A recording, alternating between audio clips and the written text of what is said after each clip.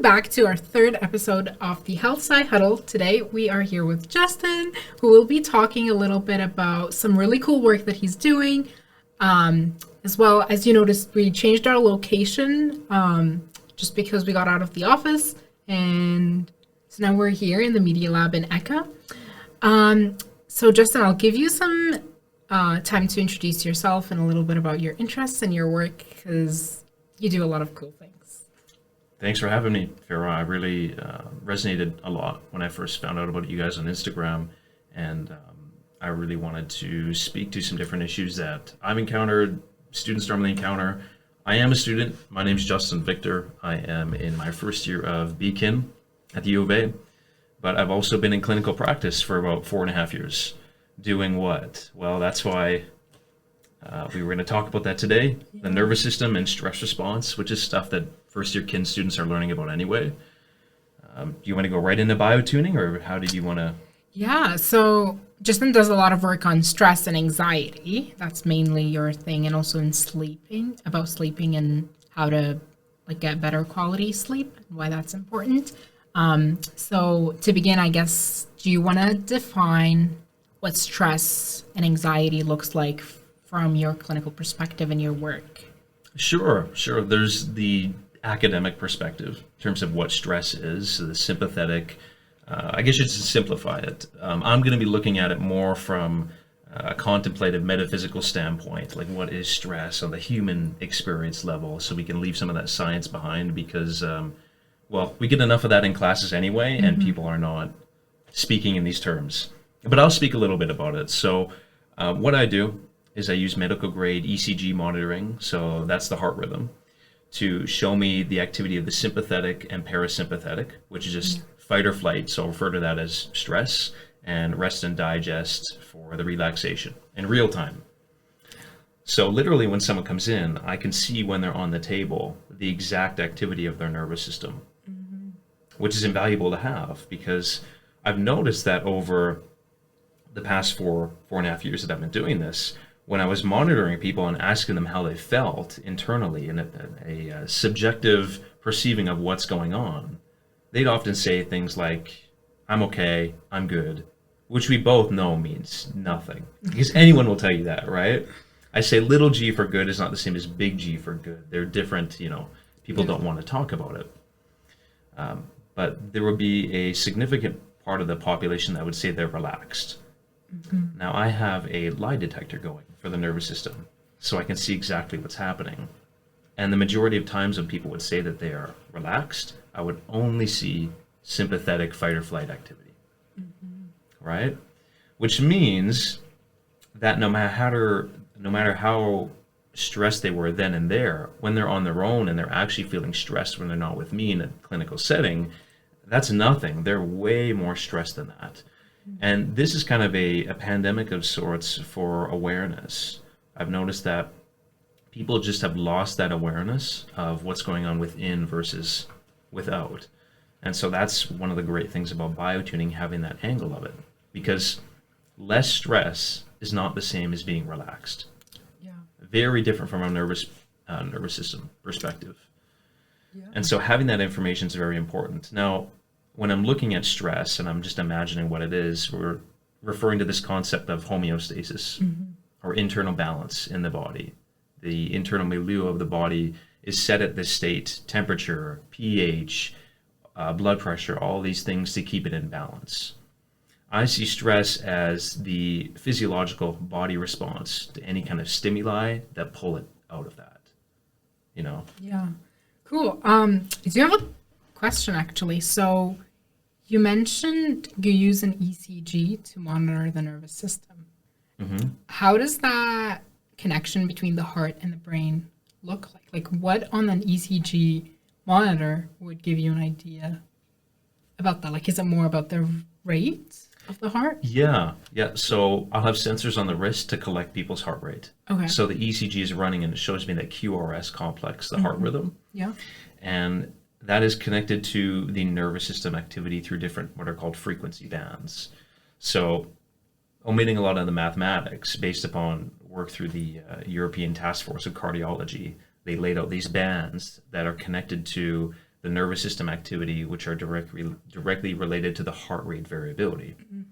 And heart rate variability is really just the degree to which your heart rate oscillates up and down from from like a straight line. You don't want a straight line, because you'll see that in like reality TV shows. They flat line, they're dead. You don't want that. Yeah. And the better variability you have, the more variation in the heart rate, the greater resilience, longevity, overall health. Basically, think of someone with a pacemaker. They have a very low variability because it's set by the device. But you're usually not in an optimal place of health if you're at that point where you have to get a device put in to correct your heart rate or to set your heart rate.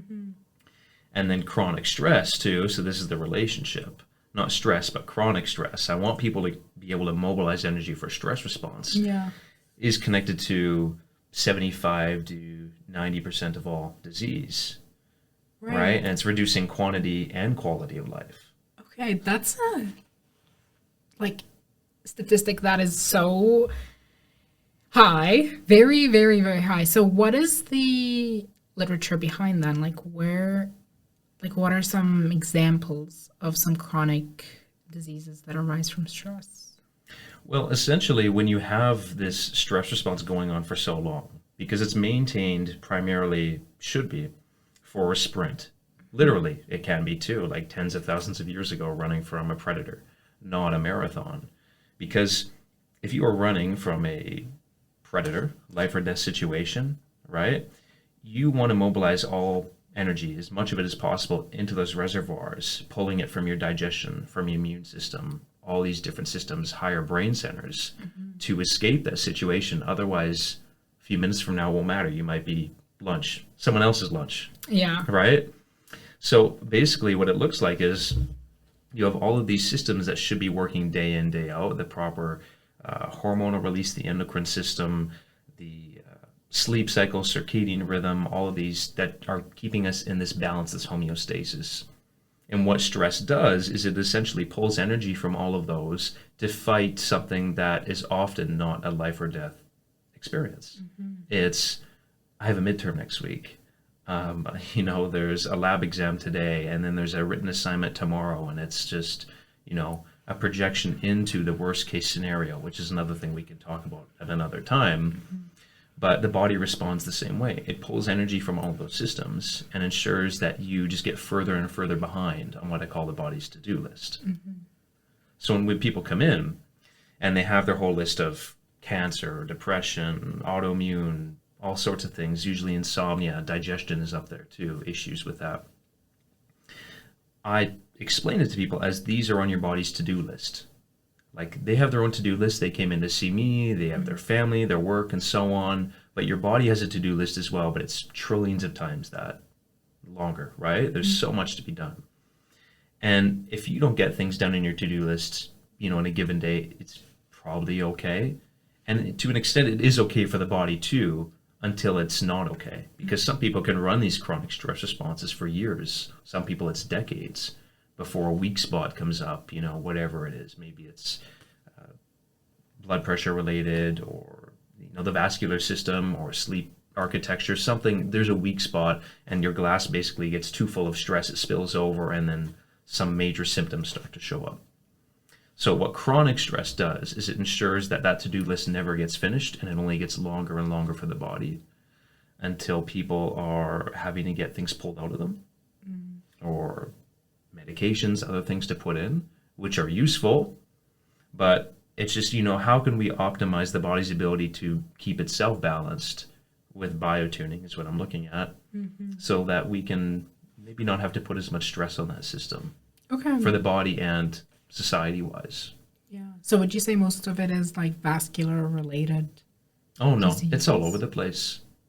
There could be genetic components too, but epigenetics, which refers to the activity above the gene level, stress can activate these genes too. So there's a ton that you can do in terms of lifestyle interventions, the diet, optimizing digestion, all of these things, your surroundings, to really make sure that you don't get stuck somewhere that you don't want to be, right? Because you're not going to get the time back. So I'll tell people, you only have so much money, and more importantly, time, or borrowed time, right? And that's something that, let's try and optimize it. Yeah. Everything. Cool. And then before we go into biotuning, you said there's often this difference between what's within and what's without. Mm-hmm. What does without mean? I've never heard that phrase. Like what's within people and what they're saying? Yeah, so within is what's actually happening within the body. What is the nervous system actually doing? Mm-hmm. Without is that perception of the interfacing with our experiences around us, what we actually believe is happening too. Mm-hmm. And like I mentioned, there's just a dissociation between the two, between what's happening within the body and like what's actually going on versus what they think is going on. Mm-hmm. Right. And you can't make informed decisions about that, right? If you're basing your decisions about how well therapy is working, seeing massage, chiro, whatever, acupuncture, any kind of a lifestyle intervention modality, if you're basing it upon that false information, you're always behind, right? Because if you're just less stressed, that's great. You're giving some relief to the system, but you don't heal in stress, and you also don't heal in relaxation. So that's something else that people don't. That's really not known. So, yeah, the difference between, and you mentioned something that you like in your paper that you wrote about biotuning, about this difference between like a lower sympathetic nervous system activation versus a parasympathetic nervous system activation. And I thought that was really cool because I think the first time we talked, you said people don't think that being less stressed is like not being stressed, but these two are not the same. Do you mind elaborating on like why that lower activation of the sympathetic nervous system is not does not provide room for healing of that stress? Yeah, essentially, what is healing, right? I guess we go back to that. People usually, they want a resolution from the symptoms of what's going on. Okay, so then you're looking at the specific systems of the body, organ systems responsible for these potential systems, right?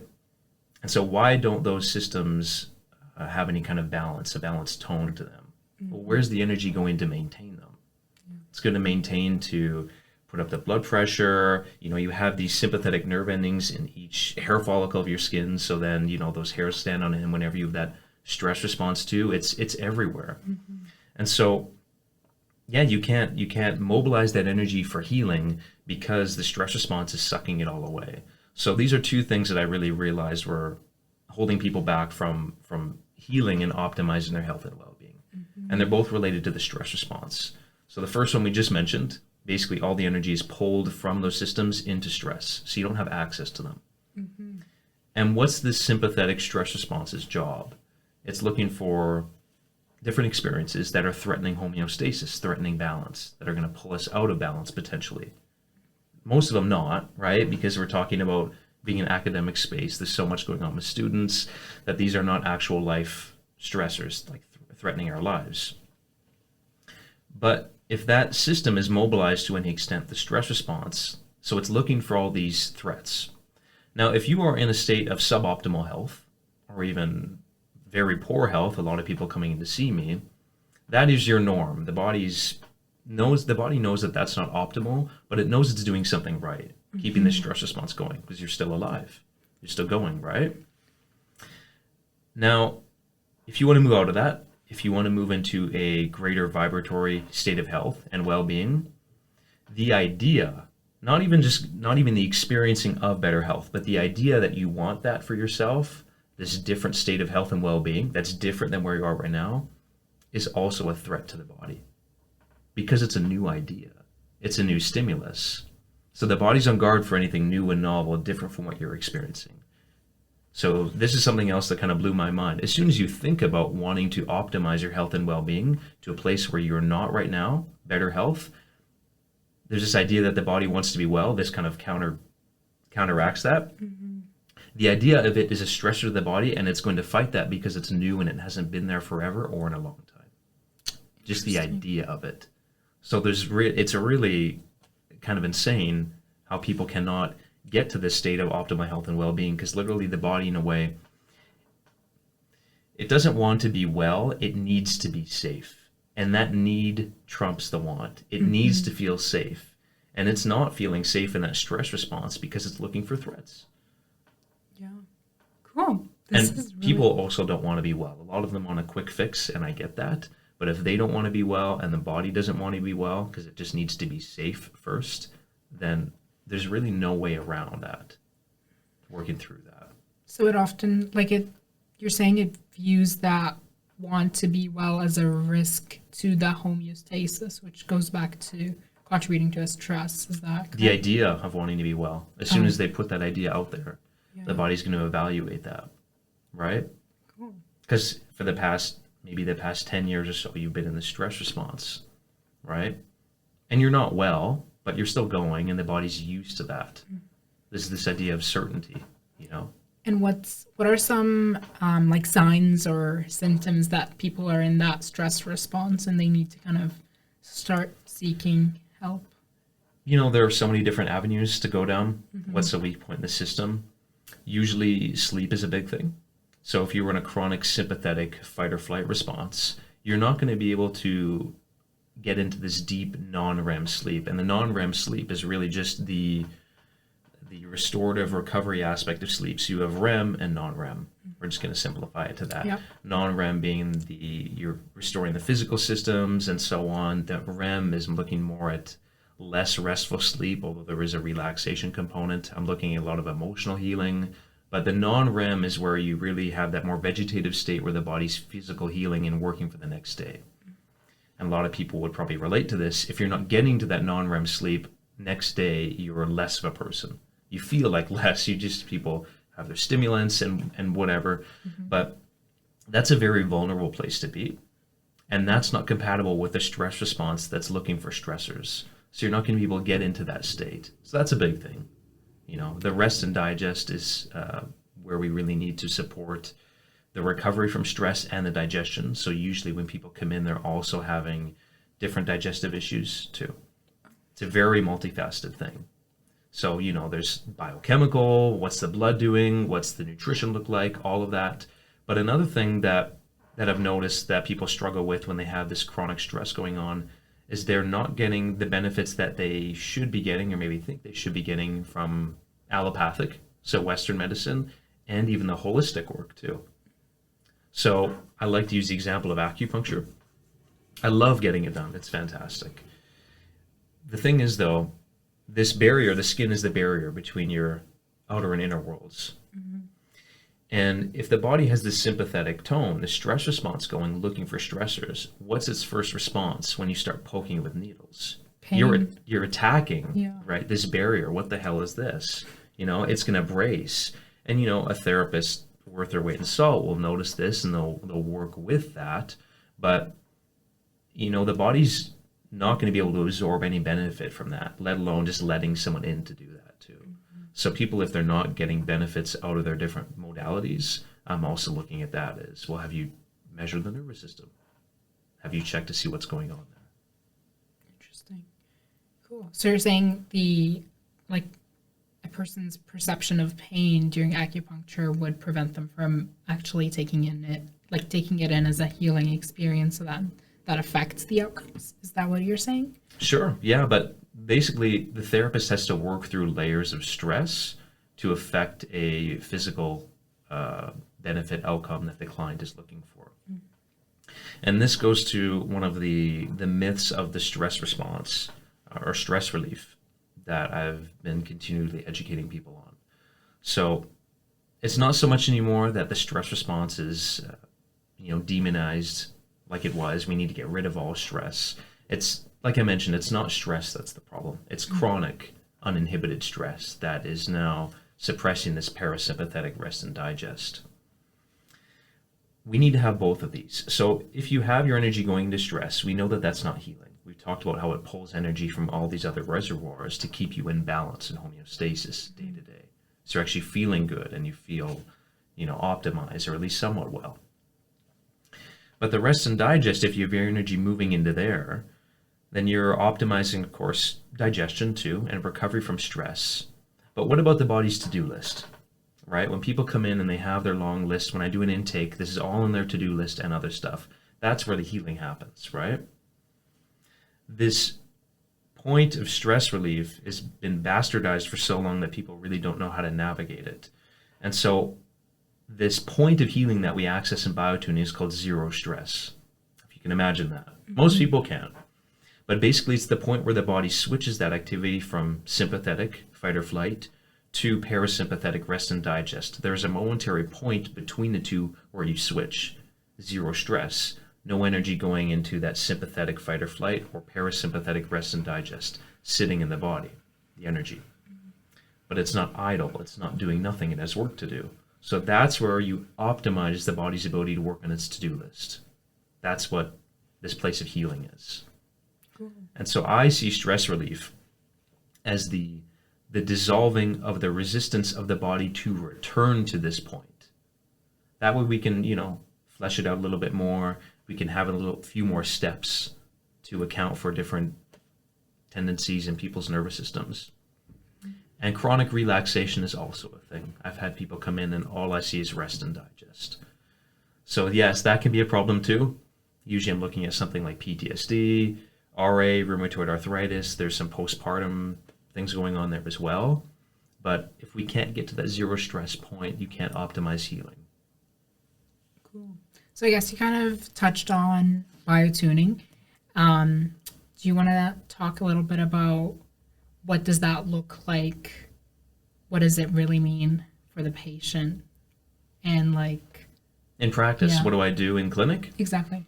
Yeah, so when I'm doing these sessions, I'll do an intake, of course, define their goals and what's going on with the body.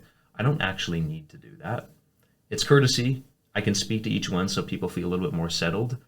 But the master accountant in this whole interaction is the body. The body already knows everything that's on there. It already knows what's on its list. I can work with certain aspects of it, but everyone starts in the same place of once we go through that intake, we have to find a precise frequency down to 6 decimal places to bring the body to zero stress. So how do I get that data? Like I mentioned, there's sensors on the wrist to collect the heart rate so I can see exactly how the body's responding. And responding to what? I have headphones on people. They're lying on a sound table. And those are synchronized together so they get an auditory and kinesthetic experience, which they haven't had probably since before they were born, when you're a float tank for 9 months, right? Before you out into the world. And I'm watching to see what precise frequency is going to bring the body to zero stress. And the system will capture that and lock it in. And then I use that for the session when I'm creating soundtracks for individuals that bring them to this point. Because if I've done it once, I can do it again and again and again and reset the nervous system response. And some of these people are coming in, they've been here for years or decades. And with biotuning, I can break them out in under 20 minutes. And then they're free of that. Cool. So is it more of a long-term sessions thing where they have to come back? Or do they come for one visit and then you give them their soundtrack and then that's every visit thing? They get a soundtrack. Okay. Mm-hmm. So it differs. Yeah. Well, everyone starts in the same place. So this gets into this realm of brainwaves. So I don't know how much you know about them, but I'm assuming that people listening don't know anything. So I'll briefly review them. Brainwaves are different patterns of electrical activity across the surface of the brain, different speeds. And science has given these ranges of speeds different names. So delta, a lot of people might be familiar with. That is the brainwave activity behind the deep non-REM sleep. And what brainwave entrainment does is it uses a different frequency in each ear to put the brain into this deep delta state, deep sleep state, instantaneously. At that point, you're in it immediately. And so I refer to these for clients as just like muscles they need to train up, right? So sleep's multifaceted. I guess we can talk about optimizing sleep patterns for people because there's a lot you can do on your own without even doing this to get more out of your sleep, to get into that circadian rhythm a little bit more efficiently. But all the soundtracks I create have these zero stress frequencies in there. So I find the one and then I use several octaves of it to optimize that point of getting to zero stress. And then I have these binaural beats in there, different frequencies in each ear to put them into a certain brainwave state, to train up the brain activity behind deep sleep, starting on a cellular level. And so That's where everyone begins because the cells are the unit component of the body. Everything, organs and glands, comes up from there. So I let people experience that through the table, and then I give that to them to keep, which means that they have lifetime access to it, and they're listening once or twice a day for 6 to 8 weeks until they come back, and then we work on another layer of it. Same kind of thing. I don't need to do the intake anymore or find the frequency. We've done that. So it's about being consistent with it, making it a part of a routine. It usually takes about maybe a month or so to get into that for a lot of people. And reset the nervous system, because people don't live with me, right? My clients, and I don't want to see them every week. Yeah. They have a life outside of my office. I want them to optimize this on their own. I don't want them thinking that I fixed this for them. That's not my job. I'm bringing the body to the zero stress place. It's remembering it, and it's returning there over and over again on its own. Cool. I'm wondering about like the origins of biotuning. Like, how did that come to be part of practice? Like, was it part of Western medicine? How did that originate? Yeah, it came out of the Center for Neuroacoustic Research in California. So Dr. Jeffrey Thompson, huge figure. If you do want to see more of him, he's in the HEAL documentary, HEAL, just like that. And I've seen that like 20 times. It's awesome. But I found out about it through him. And this is not a new modality, but the clients that come in to see me, pretty much everyone has never heard of it because it's just not widely practiced enough. Like at this time, I don't know anyone else in Canada doing it. It's just me. But there's Australia and Europe and the States, different practitioners. So it's been around for a while. And I believe it actually started with Dr. Thompson, who was a chiropractor doing chiropractic adjustments with sound. And so then he went down this rabbit hole of the brainwave entrainment and heart rate variability and all sorts of other metaphysical things, and developed this fantastic software and hardware to put this into clinical practice. Cool. And started training lots of people too. So I was trained directly by him, and it's been amazing because it's really just helping people get in tune with this information within that they have no idea what's going on. And it's very disempowering. Cool. I love that. Okay, let me just check the time. I think we can end our first part here because it's been a longer episode. Do you want to share some resources? Yeah. Sorry? I was going to maybe suggest a few things for optimizing sleep to start, because there's a lot of layers to this. And like I mentioned, you don't need to come in for a session to start benefiting these things. So I'm going to say a few things maybe about sleep, just that people can try and get into it so that they can actually start to benefit. And they've probably heard some of these things before. So the body loves routines. It loves having, the same sleep time ideally. And I know that's not really so much fun. It's kind of rigorous, whatever. But if you can't have the same time, then try to have the same routine leading up to sleep, right? Whether it's doing some yoga, reading, stretching, whatever, to put the body in that state. Personally, for me, I will turn out like lights like an hour and a half or so before, and I'll switch to red light bulbs. So then I have that different stimulus for my body, because the blue light is going to suppress melatonin release from the pineal gland. And that melatonin has a lot of benefits, aside from just circadian rhythms and neurodegenerative, but menstrual cycling too, different benefits there. And then I'll actually switch from there maybe about half hour before just to candles, and lights will be out, and I try to have the same routine to optimize that so my body knows. There's the other things too, like ideally you wouldn't be exercising, maybe a couple hours before, caffeine, alcohol too, other things as well, just to optimize that environment too. And I think we could probably put this in the description of the video, maybe. My instructor, so his name is Dr. Jeffrey Thompson. Through YouTube, he does have professional brainwave entrainment tracks on YouTube that you can listen to. So if you look him up, he's got like a Delta sleep system on there too. And these are actually tracks that'll put your brain into Delta brainwave activity for supporting deep sleep from the cerebral activity level that you can listen to. So that's another option as well, just to really support that system, because that's where I'll start for clients, is with the deep sleep too. And that's worth checking out too, because I'll sometimes get clients where they're asking me, about these different tracks on YouTube. The problem is anyone can claim these things, that they have a certain brainwave state track, and this is what it is, and it's putting it on YouTube, but you can't prove that because you're not hearing the brainwave state. So with his work, with knowing what he does, this is kind of the only one that I really trust, one of few people, and so it's well worth checking out to try it out and implement.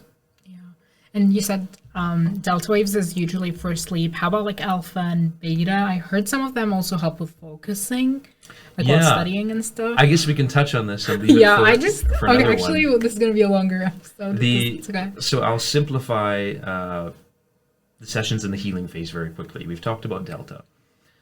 Above that, we have theta. You can. Yeah. I'll review it. Actually, maybe we could do a part 2. Sure. Should we pause? Yeah. Okay. Well, we can do that. Stay tuned for part 2 because this is a really cool conversation I think we're going to need to continue.